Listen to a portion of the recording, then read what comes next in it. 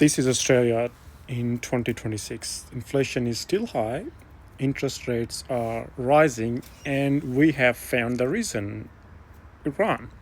First we had COVID and now we have Iran.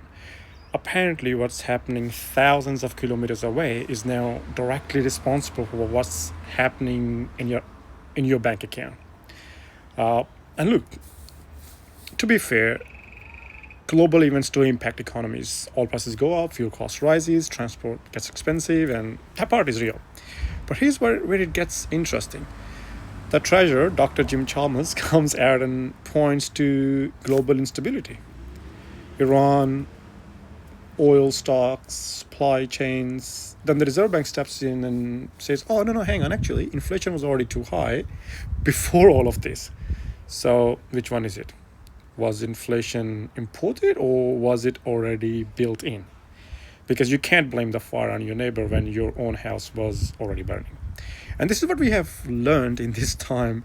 The blame game has gone global. We have basically copied the US playbook. When things go wrong and we find something in those wrong times, something external, something distant, something more convenient.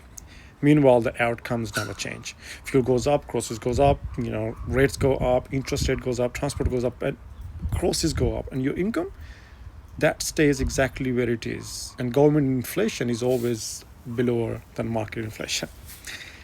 And then comes the line. We understand Australians are doing it tough, but do you?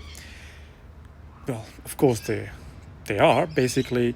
Because every decision, every miss, every delay ends up getting passed down to every Australian.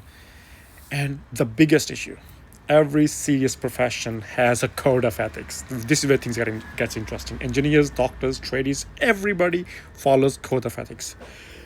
But politicians, for some reason, no consistent ethical framework, no real accountability, just narratives. There's no metrics. They can say, oh, there are more jobs, there is less poverty, we are doing better than last year, but there's no real metrics to tell how much, by what number, by what percentage. But anyways, and because there's no metrics, there's no ethical code, the result shows it when it comes to professional ethics and trust, and politicians constantly rank near the bottom, the 5 least profession.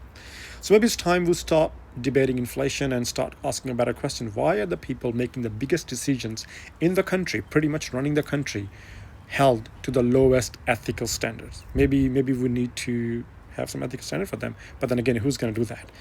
Because they write the code, they're going to have the standards, and they won't. So they will just keep ranking among the 5 least ethical professions.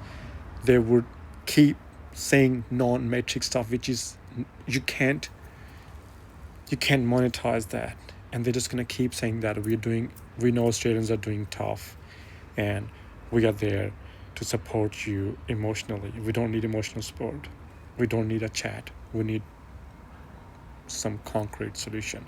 And I think we have had enough chats during COVID.